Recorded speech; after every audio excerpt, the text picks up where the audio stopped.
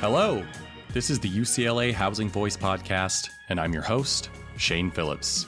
Our guest this time is Nathaniel Baum-Snow, and we're going to get a little wonky, like microgeography of housing supply elasticity kind of wonky. But actually, as many times as I have read about and had supply elasticities explained to me, this might be the first time it ever felt at least somewhat intuitive. And despite the econ textbook terminology, there are plenty of more straightforward, yet still very interesting ideas in this conversation. One is that normally when we talk about housing supply elasticity, or the responsiveness of housing supply to increasing prices, we're just talking about building new homes. If prices go up 1%, does the housing supply also go up by 1%, or by 0.5%, or 2%? That actually misses or groups together a bunch of other important sources of housing, like the distinction between redevelopment and housing built on undeveloped land, or between housing units and floor space. Then there's the role of additions, renovations, and even just reduced demolition, which together account for something like a quarter or a third of the floor space added across neighborhoods. I think Nate's work also strengthens the case, maybe somewhat indirectly, for opening up exclusionary, affluent neighborhoods to more diverse and affordable kinds of housing. And we could always use more evidence for that.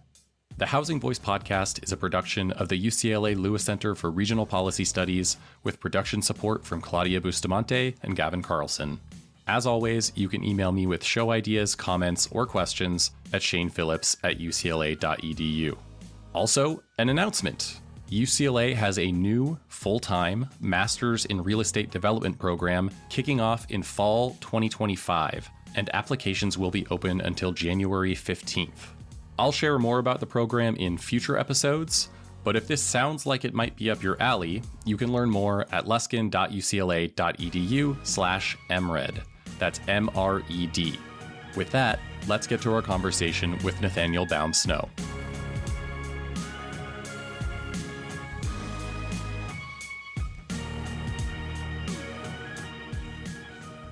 Nathaniel Baum-Snow is a professor of economic analysis and policy at the University of Toronto, and he's with us to talk about his recent research on the microgeography of housing supply, the degree to which different neighborhoods respond to increasing demand with more housing, and also the different forms that housing takes, whether new, renovated, or otherwise.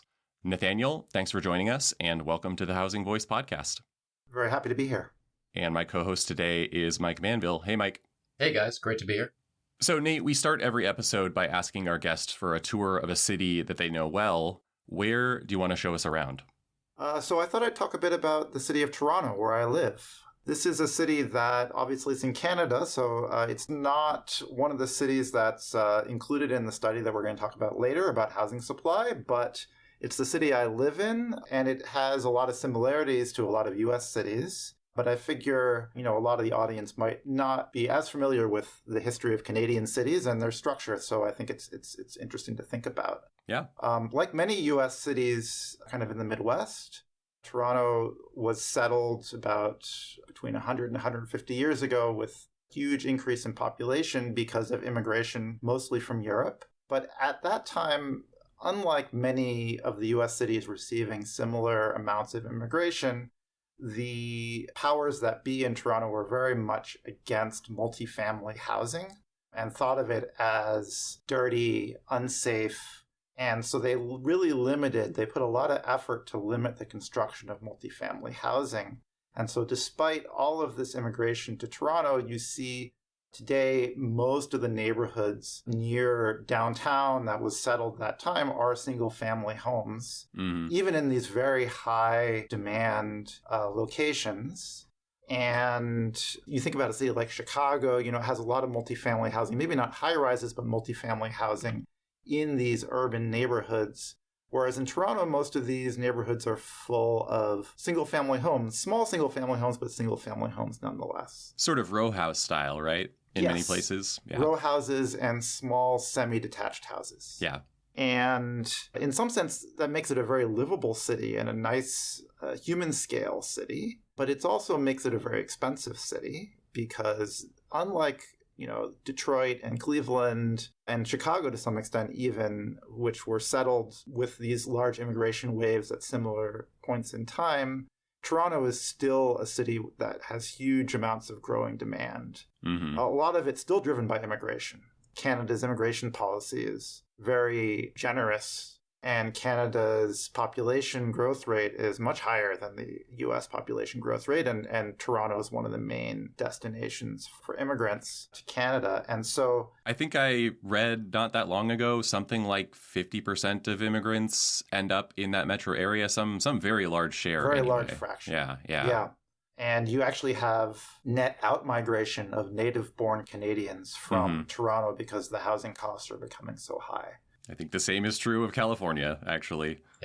Yeah, so there are a lot of similarities there with U.S. cities. Mm-hmm. But I think, but one difference, I've been looking at some of the data on this recently, is that actually Toronto is kind of in transition into a multifamily high-rise city.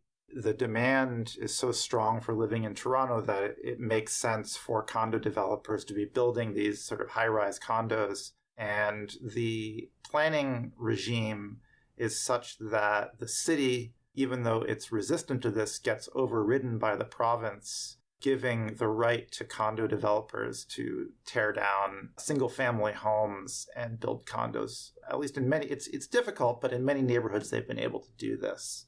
It's been restrictive for so long, too, that it's sort of jumping from these single-family or attached houses to 50-story condos and kind of nothing in between. Exactly. And so this is very disruptive. Mm-hmm. Like some neighborhoods are really feeling the disruption of this transition.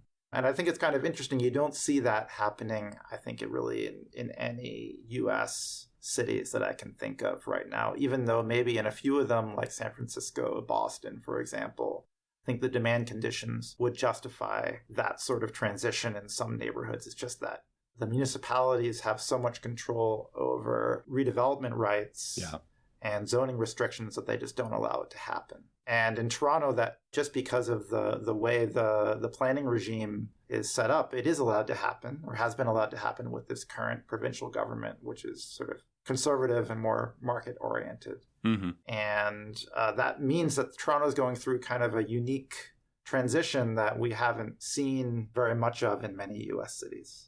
Yeah. And maybe it's sort of a nice, potentially positive lesson for the possibilities. On the other hand, housing costs have been rising very quickly in Toronto, just like in some of these high-demand U.S. cities too. So we won't know for another decade or two kind of how successful allowing construction of condos has been for kind of alleviating the supply crunch and alleviating the growth in housing costs. But it's an interesting case study, at least. So Mike and I were in Toronto, I guess, a year and a half ago for the ACSP conference. It was my first time there. I really liked it. And I brought this up before, but it's very interesting how Canada sort of undersupplies apartments, whereas the US undersupplies condos. The Turner Center actually just published something on construction defect liability laws that was really interesting. And it compared the share of new multifamily that is owner-occupied in, I think it might have been all of Canada versus California. And in Canada, it was about 38% was owner-occupied, so basically condos. And in California, over a 10-year period, I think it was like 2011 to 2021, it was 3%. So we are just not capable, really, of building that kind of housing in our cities here in this state right now.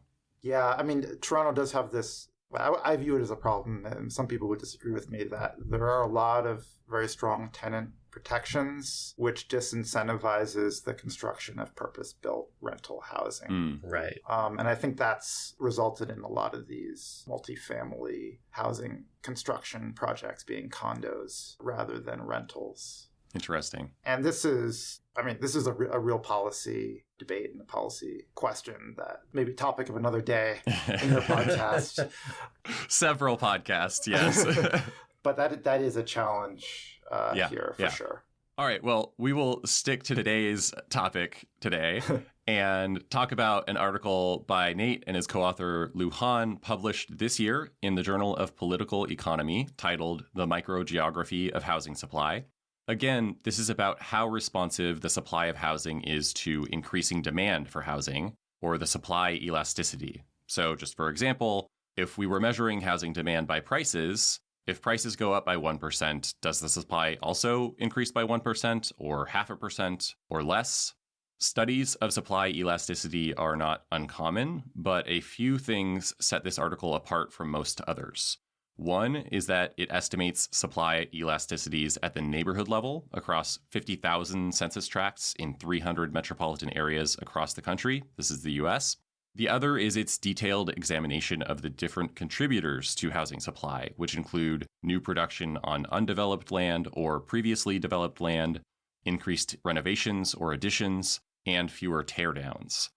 In economics parlance, they've decomposed the supply response into its constituent parts.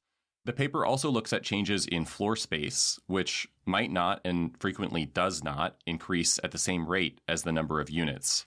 Looking at supply responses at the neighborhood level allows them to estimate the contribution of things like the amount of undeveloped and flat versus hilly land, and the restrictiveness of local land use regulations, and to better understand how these various geographic and regulatory factors constrain cities' ability to meet residents' housing needs. We're also going to talk about some potential applications of this research, including an illustrative example that looks at the impact of the Opportunity Zone program here in the US. So Nate, we have talked about supply elasticities on this show before, but I don't think our listeners, and perhaps not I either, would mind a refresher on them, what they are. Give us a bit of the context and motivation here. How should we conceptualize housing supply elasticities? Why should we care about them? And why, in particular, should we care about them at the neighborhood level rather than only at the city or metro area level where they are more often measured? Great. So at a high level, what we want to think about when we think about supply elasticities is how costly it is to build additional units of housing. And so if there is increasing demand for housing, how that gets manifested in prices versus quantities. So if supply elasticities are high, that means that the cost of building additional units of housing, quantities of housing, is very similar to the cost of building prior units of housing. And so that means that any demand increase gets manifested mostly as quantities, and prices don't go up as much, very much. Mm-hmm. Whereas if supply is very inelastic, when demand increases, we would tend to see not many more units of housing built. Instead, prices would be bid up a lot for the existing units of housing. And so supply elasticities matter because it tells us how cities or neighborhoods accommodate demand growth. Do they accommodate demand growth by growing themselves in terms of the quantities of housing units and population? Or do they accommodate demand growth just by getting more expensive? So that people cannot afford to keep moving there, essentially. Exactly. Yeah. And so are we stuck in a situation where, when there's been a lot of discussion about this for cities like San Francisco and Boston, where the number of housing units is very hard to increase?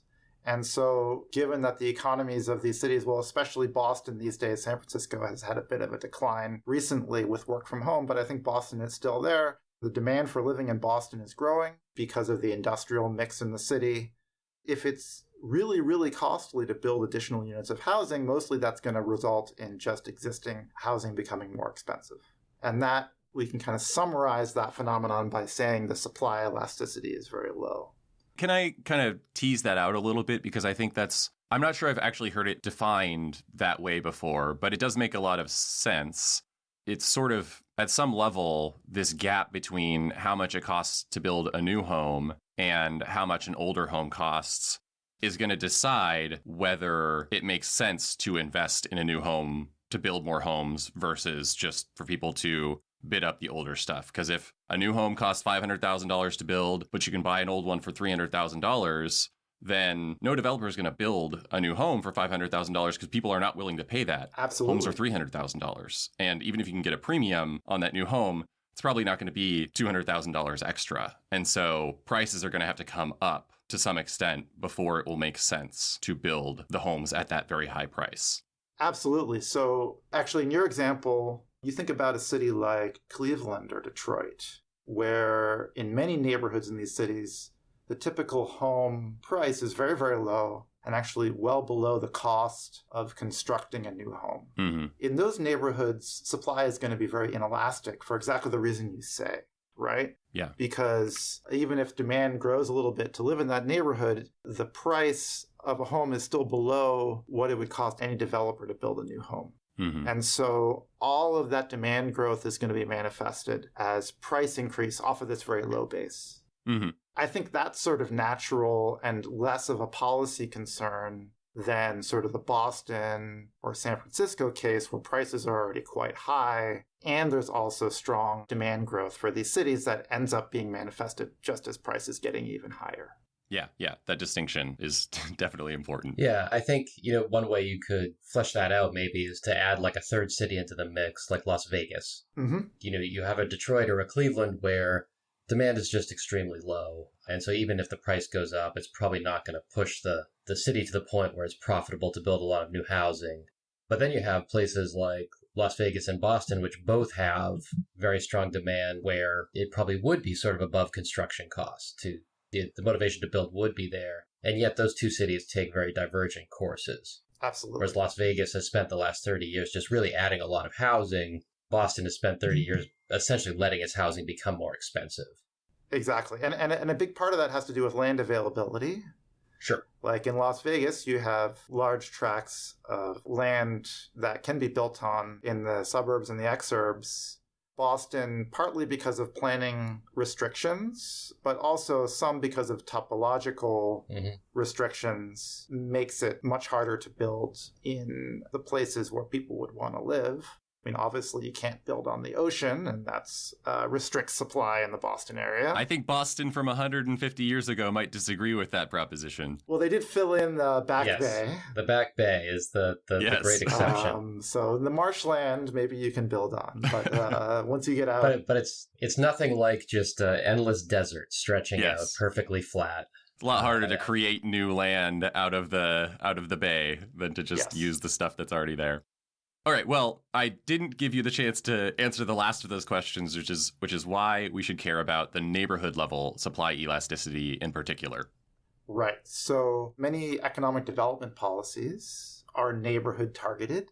And from a policy perspective, it's really important to know whether, say, government investment in a neighborhood is going to result in more housing units at the same price or no more housing units but higher rents. Because in the first case, residents and potential new residents who move there and fill those new housing units are going to benefit.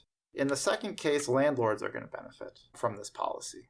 And, I think it's not for me to say whether we should care about residents or landlords. Sometimes they're the same people, but probably most voters would care more about the residents than the landlords. Mm-hmm. And so sort of the incidence of local economic development policies are going to depend crucially on the local supply elasticities. Just to add to that, I think most economic development proposals, when they are floated, are not usually framed as, let's help the landlords. That's for sure.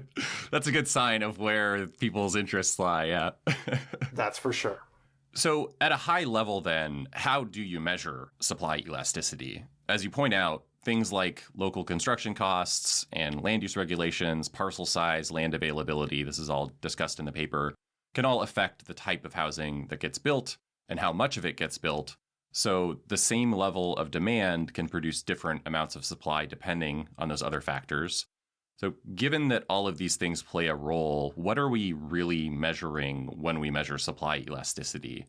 Is it the combined influence of all of these things together, or are we trying to isolate something more specific? So first, I want to be very clear, there are different margins of supply elasticity. So we want to be clear about which supply elasticity we're talking about. You can talk about a housing unit supply elasticity, which is if developers see the house price go up by 1%, how many more housing units do they build in percentage terms? You can talk about a floor space supply elasticity, which says if developers see the price per square foot go up by 1%, how many more square feet do they build? Those are related, but not the same thing. And actually, from a policy perspective, I think a lot of policymakers probably care more about the housing unit supply elasticity more than the floor space supply elasticity. And probably we'll get into this later, but they actually do look quite different. And maybe we don't care as much about, developers building bigger McMansions when prices go up. We probably care more about them building more housing units that can actually house more families. So either way, it's a difficult empirical challenge to measure these supply elasticities because what you need is different settings in which demand conditions vary, but in a way that's not related to cost of construction. And that's just as a means of isolating specifically the role of demand. Exactly. So what we want is two neighborhoods, say as a thought experiment, two neighborhoods that are identical ex ante but experience different demand shocks. And that generates different price increases for these two neighborhoods that then we can compare and see how much extra quantity is built in these two neighborhoods that's associated with these different price increases. And just so everyone's on the same page, an example of a demand shock might be something like Amazon announces it's going to open a headquarters in one of these cities and not the other. They're going to have a lot of new workers, potentially residents, higher incomes, all that kind of stuff. Exactly. So something that's not related to the cost of construction. So in this study, the way we do this is we compare neighborhoods in the same metro area, but one of which is exposed to improving labor market conditions in commuting destinations relative to another. So you think about two neighborhoods that are at the same distance from, say, the center of San Francisco in 2000, and then you had the tech boom that primarily happened in Silicon Valley. The one neighborhood that's closer to Silicon Valley is going to have a bigger demand increase than the neighborhood that's farther from Silicon Valley. And we see then we can trace out how much the price increased in that neighborhood as a result of this demand shock, and how many more units of housing were built. And so in a city like San Francisco, what you see is that essentially the price increased a lot more in the neighborhoods that are closer to Silicon Valley, but not many more units of housing were built. And that kind of gets mapped into a low supply elasticity. And can you talk about how you actually measured the housing unit growth, renovations, floor space? This was mostly Zillow data, it seems like, but the kind of Zillow data we are not allowed to access without special permission. Okay, so I want to be very clear. What Zillow has done, they have collated as much of the housing assessment data that they could get their hands on from all the local jurisdictions, all the assessment offices across the country. And these are property tax assessments. They're public data, okay? All that Zillow has done is taken this public data from all these just different jurisdictions and harmonized it so that it can be put into one database sort of together. And so the underlying data has millions and millions of housing units from across the US, starting in 2000, running up to 2010 is what we used for our study, but it goes up into the present day. And, if you go and look at your own house's assessment information, the assessor records the square footage, the number of rooms, the number of bedrooms, the lot size, all sorts of attributes like this that they use to determine basically how much your property is worth and how much you owe in property tax. So that's the underlying information Zillow put together into their Z-Trax data set, which we used for this study, and they were very generous in making it available to researchers for a while, and now they have decided that they don't want to do that anymore.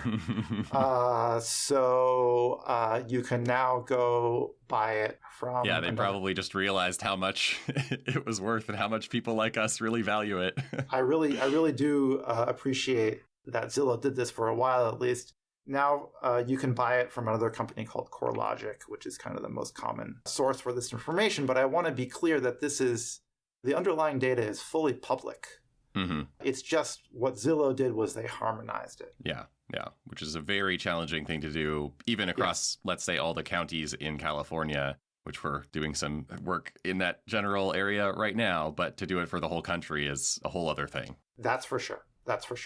Well, let's drill down on these different measures or these supply elasticities. So we've talked just generally about housing units and floor space, but can you say a little more about how those are broken out? I guess specifically the new units, because you're looking at on-developed land versus undeveloped land. I'm curious what exactly that means, but then also renovations and additions and basically not tearing down housing as sort of a supply response, tearing down older buildings. So can you just give us the full picture on all that? Yeah, so one way to think about this is if you look at a given neighborhood over time, you can measure the change in the total amount of floor space in that neighborhood. Now, that change can come for a number of reasons. One reason is new housing units are built and they have some floor space with them. Another reason is that existing housing units are expanded. So maybe you add an addition onto the back of a house or that sort of thing. Another reason is you can have some tear downs. So existing homes are torn down. Maybe some of those tear downs are replaced with new homes that are bigger, but you can separate out that tear down margin.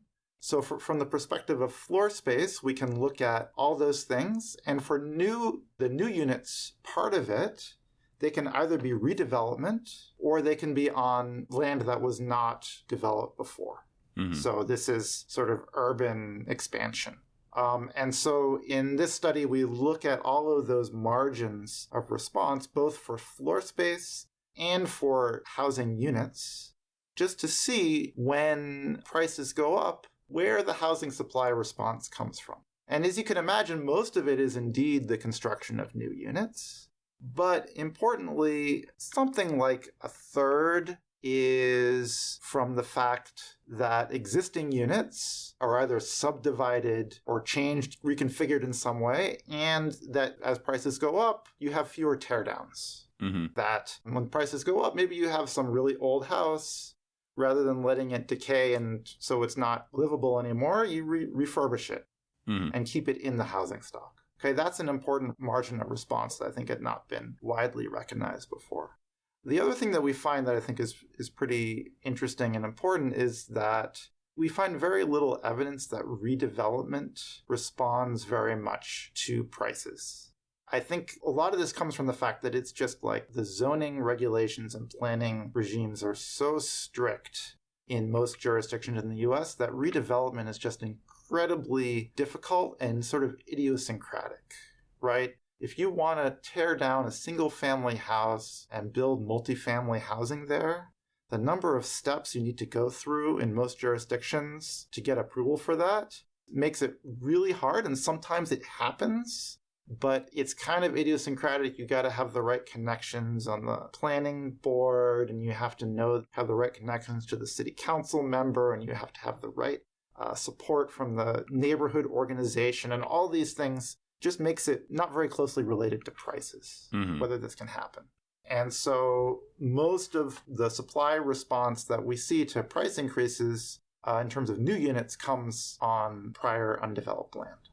That point you make about, the teardowns becoming less common as prices rise, that seems like one of those things where it might have a slightly different flavor once you get into the Palo Altos and San Franciscos of the world, right? Absolutely. And then if the price goes up in Detroit, you were going to just let this house crumble into a vacant lot, and now you don't.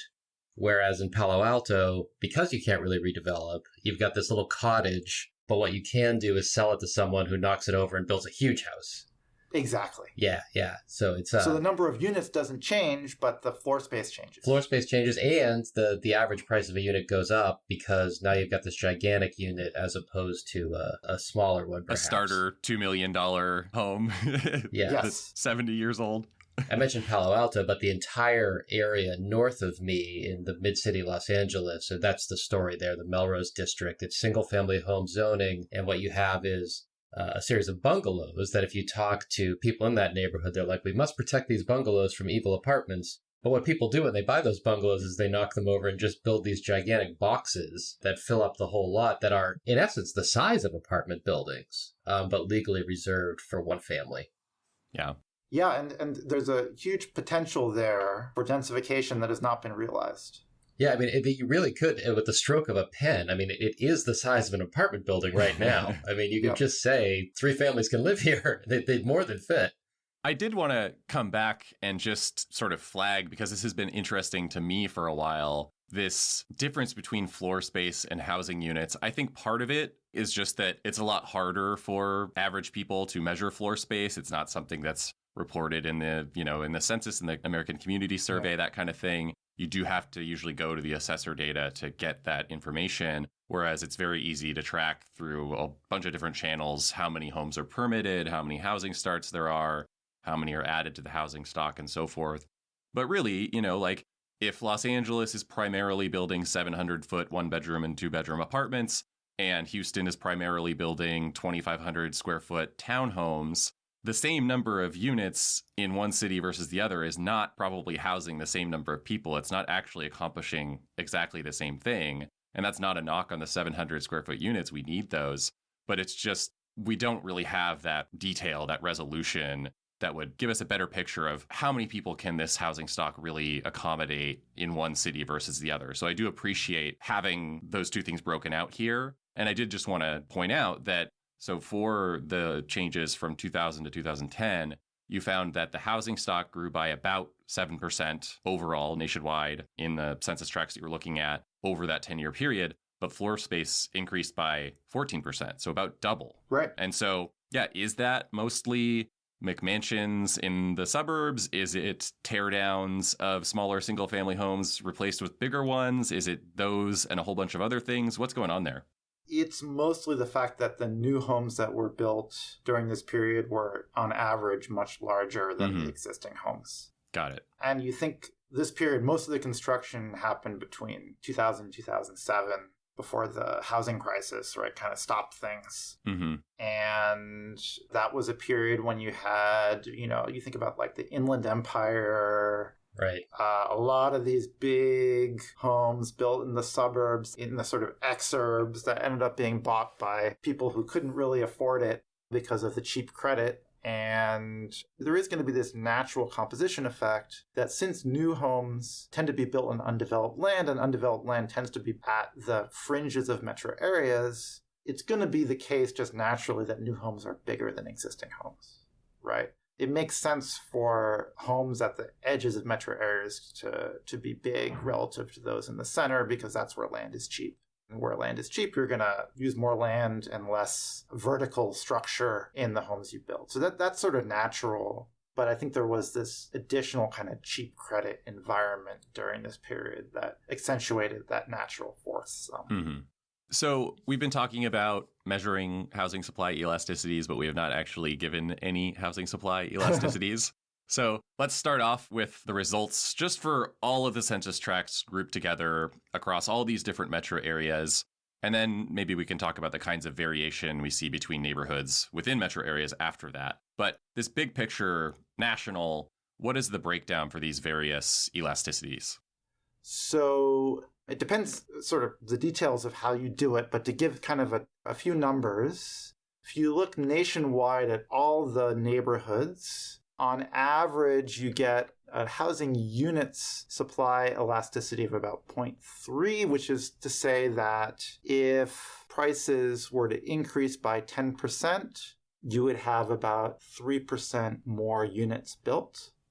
And floor space supply elasticities, which are on average about 0.5, which is to say that if the price per square foot increases by 10%, you get about 5% more floor space built. Okay, so this is, once again, goes back to the point that you brought up earlier, Shane, about the fact that new housing tends to be bigger than existing housing, and the fact that, the floor space responses and the size responses tend to be bigger than the units responses in terms of supply elasticity. Some of this is natural, but some of this comes from planning regulations that have sort of minimum lot size zoning is really pervasive across the country. So even in undeveloped areas, maybe developers would like to build more density, but they're not allowed to because of the way the land is platted out. And so instead they build bigger houses. Yeah. And this higher floor space supply elasticity than unit supply elasticity that we find reflects that. So these numbers that I just gave you are averages across all neighborhoods nationwide, and there is a lot of variation both within and between metro areas. So as a general rule, these numbers tend to be very close to zero, right near the centers of metro areas. These are in the central business districts, and around the central business districts, the land is already very heavily developed.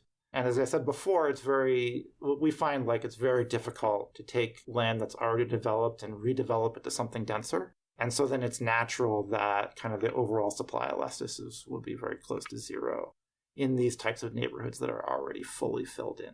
And then as you move out to the urban fringes, you get to supply elasticity estimates that are more like, so for units, more like 0.5, 0.6, and for floor space, more like 0.7, 0.8, relative to the averages of 0.3 for units and 0.5 for floor space. So those are kind of some of the patterns. And the other pattern we find looking across metro areas is that, as you might imagine, the places where there's more regulation, where it's more difficult to build, you tend to find lower supply elasticities. But interestingly, you also tend to find, for the units, the new units that are built, they tend to be bigger, which goes back to our conversation before, about these single-family home neighborhoods that are replacing bungalows with large houses that are still single units but have a lot more floor space.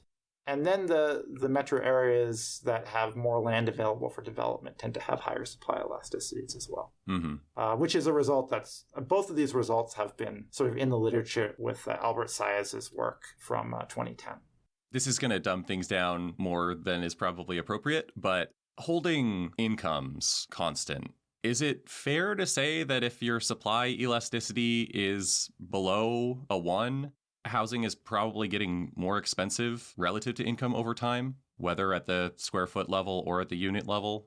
Right. So if you're holding incomes constant, then it's got to be that demand growth comes from population growth.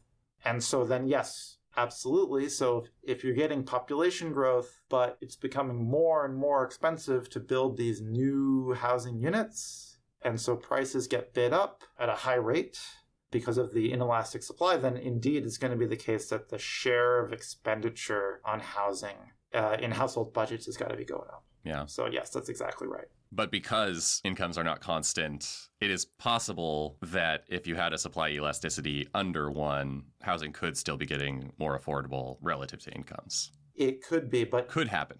it could happen. So I mean, I think it does fit into this whole phenomenon of increasing income inequality. Mm-hmm. So for high income people, I think this has been happening because their income's been increasing relatively quickly. But below the median, incomes have been falling actually over time. And so with any house price increase, housing has become an increasingly high share of the budget. Yeah. And actually, you look at renters. I've been looking at this data recently. In this time period, 2000 to 2010, the fraction of income spent on housing by renters in particular went up a lot. It's increased a little bit recently in the past few years as well, but it increased a lot between 2000 and 2010. From 25% to 30%, something like that, on average, sort of nationwide. I wonder if that maybe has something to do with the fact that renters are more concentrated in more urban areas, and those are the areas that did not build much housing even during the boom in the 2000s. Yeah, absolutely. And there is some composition effect that during this period, you had some movement into homeownership as sort of the higher income renters were able to get access to credit that they didn't have access to before and became owners. Yeah, kind of skimming off the top of the renter group by income. Exactly, yeah. Well, let's move on to the neighborhood level. Obviously, we cannot talk about all of the tens of thousands of neighborhoods that you estimated elasticities for individually. But in the article, you spend a good amount of time discussing how the elasticities change as you move away from the central business district of metro areas. And I thought that was really interesting. So maybe we can trace out that same path. Could you walk us through how supply elasticities change as you move from the center of a metro area to its edges? Sure, absolutely. So, as I said, in the downtown areas, there isn't a lot of land available for development. And that tends to mean that you have very, very low supply elasticities. They're near zero in most metro areas, right in downtown regions. And this is despite them generally having less strict land use regulations. It's just the lack of available undeveloped land sort of overwhelms the influence of laxer regulation. Exactly. And so the places where you tend to have more strict land use regulations is kind of the inner ring suburbs. These are the neighborhoods and the areas, and a lot of metro areas you can kind of think about. They tend to have a lot of single family homes and very strict minimum lot size zoning regulations. I think a lot of the motivation historically has been exclusionary, honestly, to keep lower income people out of these inner ring suburban neighborhoods by making it too expensive for them to afford homes there. Yeah. So that regulation force pushes in one direction and makes housing supply elasticities lower in these sort of inner ring suburbs and kind of the outer neighborhoods of central cities as well. But on the other hand, you tend to have more land available for development. So those two forces over some range of CBD distance kind of offset each other to give you unit supply elasticities around 0.3, 0.4. And then once you get out into the exurbs, there's fewer planning regulations and a lot of open land. And then you see supply elasticities start to go up again into kind of the fringes of metro areas. And so then it's not surprising that most of the new construction we see tends to be on undeveloped land, in these fringe areas.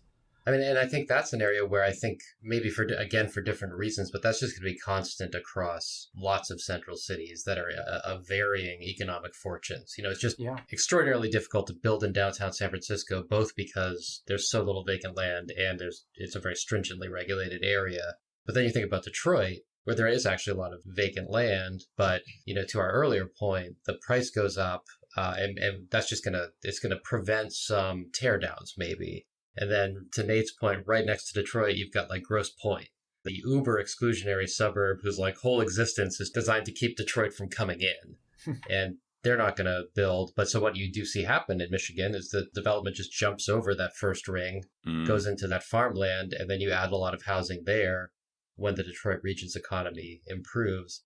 And it ends up looking a lot like what happens in the Bay Area as development jumps all the way out into the interior, even though those two central cities couldn't be more different in many ways. Absolutely. And so you have this story of many central cities in the U.S. that, like Detroit, the demand to live there is just cratered so much that it doesn't make sense to build anything new. Right. And I mean, I think actually Detroit's been relatively successful in the past few years of sort of starting to come back from that, but they're starting at a very low base. And I think they're still at prices that are well below construction costs. Yeah. Well, it's interesting seeing, I was there a year or two ago just for like half a day passing through and walked around mostly in the downtown and kind of immediately around there. And they're actually building quite a bit in the downtown, but I think it's really just there and maybe a few kind of close-in neighborhoods, but the city sprawls out much further than that. And there's just, thousands, tens of thousands of vacant parcels of homes that used to exist and have since been torn down and are just, waiting for something to happen. That's right. I did want to follow up on this, though. So I think one thing that stood out to me about this trend that you saw as you go from the CBD, Central Business District, out to the edges of the metro area is that all of the supply elasticities sort of showed the same trend of increasing as you went out. And so is there anything to say about why that would be the case? I mean, even like with teardowns and stuff, it was true even there that as you go out, that response is more likely. So the main force for units and floor space is going to be the construction of new units, right? So I think the logic there is natural. For teardowns, that was not actually something that we thought about in a lot of detail, and I'm trying to remember. I think for the suburbs, it's going to be very hard to find estimates there just because the houses are new enough that there aren't many units that are subject to teardown. So most of the estimation of teardown elasticity is going to come kind of from the central cities where the housing units are at least like 50 years old or something. So they'd be subject to tear down risk. Got it. So I think most of this is really just driven by just where you can build new units. Mm-hmm. And that's generating these patterns. But the other thing which I think is important is looking across metro areas. You have the planning regulation, the zoning regulations really mattering to affect the composition of the housing stock. And that's something that we saw. We see kind of for every type of metro area, you get sort of bigger houses built near the edge and smaller houses built near the center, and they tend to be built on undeveloped land. And that's all very kind of common across all types of places. But what the planning environment does is it accentuates the size of these common forces, right? So in very restrictive metros, basically, you still see that, but everything is just dampened a lot. And so those places like San Francisco, even in the suburbs, it's just very hard to build stuff just because zoning regulations, even in the suburbs, are very strict. Whereas in Houston and Dallas, it's very easy to build stuff. So you see the same pattern, but it's just with higher supply elasticities throughout. And that's kind of, I think, where this comes up. And it's true with teardowns, too, because in San Francisco, it's hard to build new stuff. You tend to see a little bit more of this teardown elasticity because getting the right to tear down something and build a bigger house there is also hard. Yeah. Mm-hmm. I don't know, maybe it's less true in Los Angeles, I'm not sure. But I think in San Francisco, you do see a lot of these old houses that have been maintained kind of for this reason, because the redevelopment cost is so high just because of the conforming to the building codes and getting the building permits and all these things. Yeah, I think in Los Angeles, and we've actually looked at this a little bit, the demolitions happen, but they really tend to happen to the old single-family homes. And certainly there's plenty of people who say, I'm going to restore my old bungalow and maybe add an addition to it. It's very hard to tear down multifamily housing in Los Angeles, both because of tenant protection laws, rent control laws, and things like that, and just because it's like, it's complicated to do in the middle of the city, take down an apartment building. If you have another alternative, you might want to take it. So I think what the difference between LA and San Francisco in that regard might just be the sheer amount of land that's detached single-family homes. There's a part of the paper, Nate, that I was hoping you could elaborate on a bit. I'm just going to read the quote here. You say, quote, "We find that each component of housing supply becomes more elastic moving out from urban centers, and that there is more variation within than between metro areas." Just want to underline that. In housing supply elasticities. This pattern is in part, but not entirely, due to the increasing fraction of land available for development with CBD distance. Initial development intensity, availability of flat land, and zoning regimes are all important determinants of local housing supply. That's sort of an addendum or an addition to the fraction of land available for development. Mm-hmm. The quote is long since passed. I'm just talking now. The part about the increasing fraction of land available for development is what we were just talking about. But how about those other things that you listed? I emphasize there being more variation within than between metro areas because it does seem relevant here. My reading is that, broadly speaking, all metro areas have an increasing fraction of land available for development as you move away, just more undeveloped land as you get away from the center. And that increasing fraction is very important for predicting housing supply elasticity, maybe in some ways the most important thing. Absolutely, yep. But despite that shared characteristic across these metro areas, each metro can still vary a lot from the others in terms of its topography, the presence of lakes and rivers and oceans, how restrictive the land use regulations are in its various jurisdictions and where those places are distributed with more and less restrictive regulations, how intensively developed different areas already are, and so on. So is that a reasonable takeaway and interpretation of this? And if so, or if not, what are the implications of that greater variation within metro areas compared to between them, whether we're talking about just for research purposes or for policy or whatever? As you say, you're absolutely right. There's kind of a common set of features about neighborhoods near central business districts relative to neighborhoods far from central business districts. Those near to central business districts tend to have very little land available for development. And then they tend to allow for kind of tall buildings to be built, but already so heavily developed that it's unlikely they end up getting built, at least for residential purposes. And then you hit the inner suburbs where you have a lot of regulation, and that's very common across metro areas. a little bit more land available for development. Then you get to the edges where there's lots of land available for development and low regulation, so that's why it's common to see more building there. So everything you say is totally fair, it's totally right. And so what's the implication? I think going back to what we talked about at the very beginning, when we have policies that are targeted towards neighborhoods near to central business districts, which tend to be the poorer neighborhoods, it's important to recognize they tend to have low supply elasticities, these neighborhoods. And so policies that increase the demand for living in these neighborhoods, given the low supply elasticities, are going to result in higher rents and housing prices in these neighborhoods to a much greater extent than the same policies if they were implemented in the suburbs.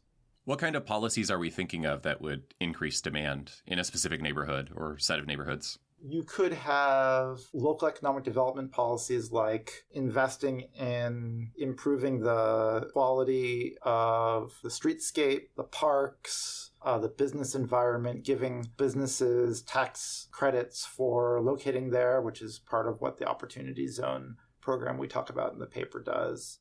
Anything that is going to make these neighborhoods more desirable.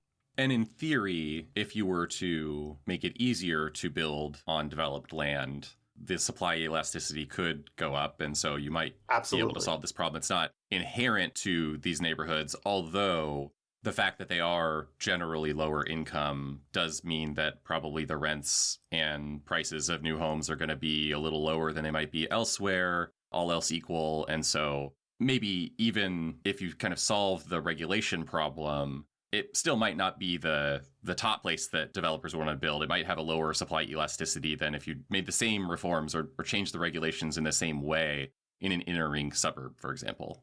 Yeah, there's kind of a threshold that you got to get over first to get up to kind of like, forget the land cost, just the cost of building materials and labor for building new stuff. And if you can get demand high enough over that threshold, then we can start talking about making the zoning and planning regulations loose enough so that densification can occur, and then, rents won't go up as much as they otherwise would have, even though they will still go up. And, you're going to have a lot of incumbent residents, maybe if you're able to do a big push like that will not be happy.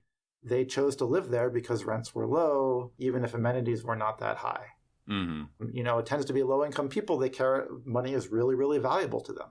Right? And so they're willing to give up more on amenities to achieve low rents than higher income people are. And so in these sorts of local economic development policies, we've got to be careful.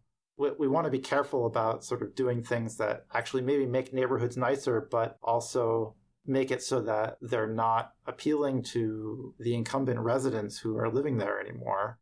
They're appealing to outsiders, and that actually could make the incumbent residents worse off. It seems like this part of the paper, and when you talk about the opportunity zones, it's putting some newly precise numbers on the classic sort of case against place-based economic development policy, which is this fear that any improvement you make on a place-based level is capitalized into the land value, and that's not ostensibly the target of the policy, and it really. One of the things that was funny to me about the Opportunity Zone when it was introduced is that it seemed to harken back to an older era of economic development that we associated more with, I think, like the 1990s and 1980s of like, we're going to lure businesses into these neighborhoods, we're going to pump investment into them. And it raised the same set of concerns, which is just, well, if you've got a bunch of incumbent residents who aren't necessarily going to get these jobs, what are you doing besides raising their rents? And I think that's always been a more of a rhetorical point, right? Just sort of like, well, this is what's going to happen. The rents are going to go up. And I think what Nate's paper has done is showed that, no, there's actually real reason, empirical reason to think that is what happens when you open up the doors to an inner city Chicago neighborhood or something with a bunch of tax credits. In the event it increases investment at all, which it may not, it's going to just make rents go up.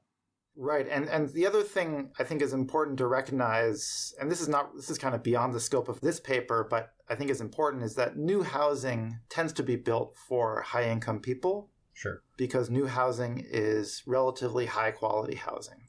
So if you have a policy that incentivizes new housing construction and it has no restrictions associated with it, it's going to bring in high income people. That's not necessarily a bad thing. It's probably even a good thing. But there are consequences. There are consequences. There's good and bad, as always, yeah. But we also got to recognize that if you put restrictions on it and you make it more expensive to do this because you require, some income mixing and some inclusionary element to the new housing, less is going to be built. Mm-hmm. And the total housing stock is going to increase by less. And somewhere down the line, that's going to mean that someone's housing costs are higher as a result, relative to a world in which you didn't constrain. Now, it still might make sense, but it's only going to make sense if we have put a very high social weight on mixed income communities. Mm-hmm. And, that's maybe a reasonable trade-off, but we got to recognize that it's a trade-off. Yeah. Well, I think this is a good time to get into the opportunity zone illustration or case study here. Could you tell us about what you looked at there, just as a kind of demonstration of the potential applications of this research? Yeah, absolutely. So we looked at the census tracts that were identified as opportunity zones. This is part of the 2017 so-called Tax Cuts and Jobs Act, the Trump tax cuts, which gave tax breaks to investors in these low-income neighborhoods. And this is specifically in real estate investors, correct? Or is it other kinds of investments as well? Yeah, so I don't remember all of the details. There is definitely, real estate was the most important element. I think there were some ways of benefiting from these tax breaks where you didn't have to, there was going to be a real estate component in any case. Anytime you invest in something that's place-based, part of the returns are going to have to do with real estate in one way or another, but I don't remember the exact details of what you needed to get these tax breaks. But certainly if you invested in real estate and building new real estate in these neighborhoods, you were going to get these tax breaks. Mm-hmm. So what we looked at is just kind of to do some calculations of, well, let's look at the supply elasticities in these neighborhoods that are opportunity zone neighborhoods. They're low-income neighborhoods in urban areas around the country, as compared to other low-income neighborhoods that were not identified as opportunity zone neighborhoods. And what you tend to see is that the supply elasticities are lower in these opportunity zone neighborhoods.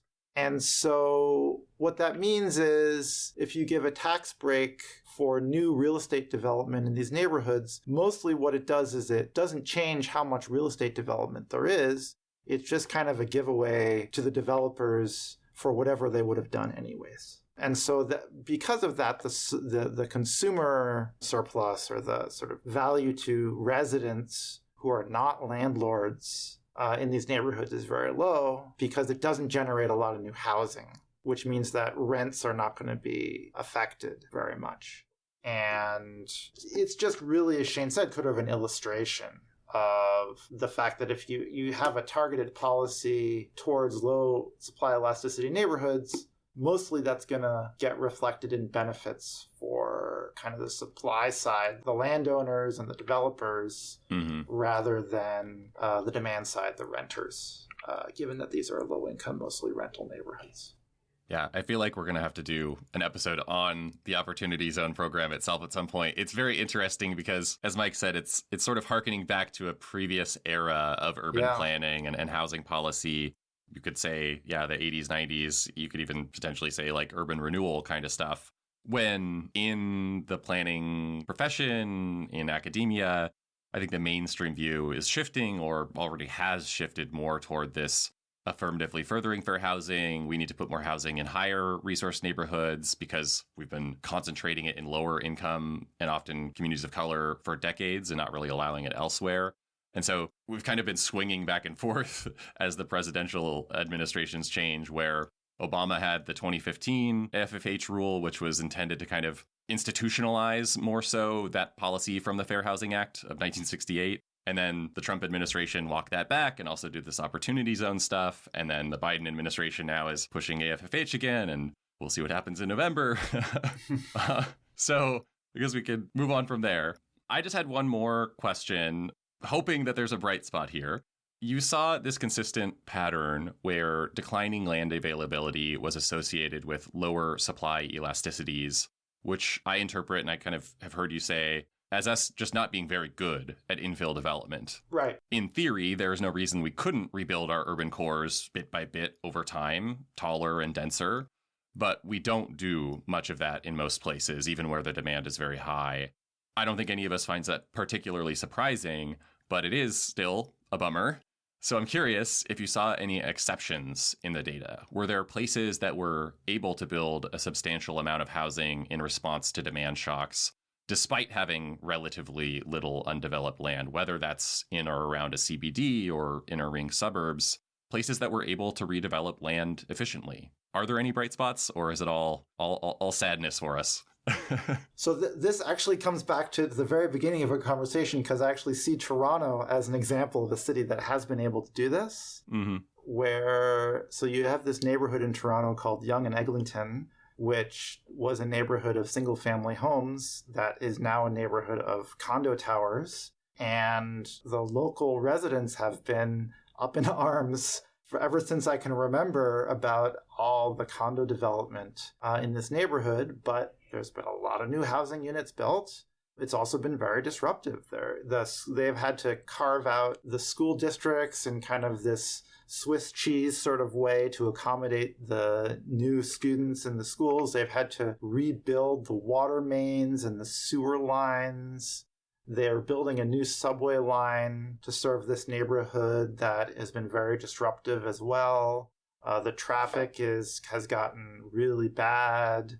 You can see why municipalities don't want this to happen, because it is really disruptive. And it's much easier to build dense neighborhoods from scratch than to densify existing residential neighborhoods. This is sort of also the difference between saying we're going to pick a specific neighborhood where we're going to concentrate all of our growth versus allowing it to be, instead of 40-story condo towers just taking over a single neighborhood, maybe it's 5-story or 7-story apartment buildings allowed in many places, right. and no one place is sort of responsible for accommodating all that growth. I can also see the benefits of concentrating it, though, because, yeah, if you do have to upgrade your sewer lines and you want to build new transportation infrastructure, better to do it all in one place, right? And maybe you couldn't justify expanding the subway line if everywhere is just getting a little more housing rather than one place getting a whole lot. Another example, which I think is partly a missed opportunity, is the Seaport District in Boston, which, was kind of a clean slate industrial district. And they built a kind of second-tier underground bus line through it called the Silver Line, which is not really it's sort of a subway. It's better than a regular bus, but not as good as a subway. It's got the sub part. But... Yes. And they, allowed housing to be built there, but it ended up being convention center, a lot of hotel rooms, and housing that was not really high-rise, sort of mid-rise housing. And so I'd say it was a moderate success story, but didn't reach the potential it could have because there were still quite a few planning restrictions. I do think some neighborhoods in Miami have, built a lot of housing relatively successfully, mostly for foreign investors, honestly. But, as long as they're being rented out to somebody, then I don't think there's anything wrong with that. I don't know the data on how much that's actually happening, but it's pretty rare. And, I've looked at data on the so-called superstar cities in the U.S. These are cities that have really high prices and look like they've had a lot of demand growth over the past 20 years. And they have been building housing units at much lower rates than any other type of location. Yeah. Mm-hmm. And their rate of housing unit growth is just about the same rate as population growth. Whereas in every other type of location, the rate of housing unit growth is much higher than population growth rates, which makes sense because household sizes are getting smaller over time. Mm-hmm. And so part of the housing affordability But they're not really getting smaller in places like Los Angeles, from what I've seen. Exactly. Yeah. Which is probably evidence that people would like to have smaller household sizes if they could, because they are everywhere else, but it's just not affordable for too many people here. Yeah, so I think one of the sources of the affordability challenge is just that you have a lot more single people than you used to, and they each want to have their own housing unit, right? So you have this kind of mismatch between the attributes of the housing stock, which is a lot of single-family homes, and the attributes of kind of the demand conditions, which are a lot of single people who probably should be happy to live in multi-unit housing, but there just isn't very much of it available. That's right. And developers find it very hard to build because of zoning regulations. true also for, I mean, this includes single people, but older adults Absolutely. who, are alone or living with their partner who, are still in a 3 or 4 bedroom home and maybe don't have anywhere that they could move to downsize and stay in the same community. Right. Absolutely. All right. Nathaniel Baum-Snow, thank you so much for joining us on the Housing Voice podcast. It was great to have you. It's been my pleasure. Thanks a lot. You can read more about Nate's work on our website, lewis.ucla.edu. Show notes and a transcript of the interview are there too. The UCLA Lewis Center is on various social media. I'm on Twitter at Shane D. Phillips, and Mike is there at Michael Manville 6. Thanks for listening. We'll see you next time.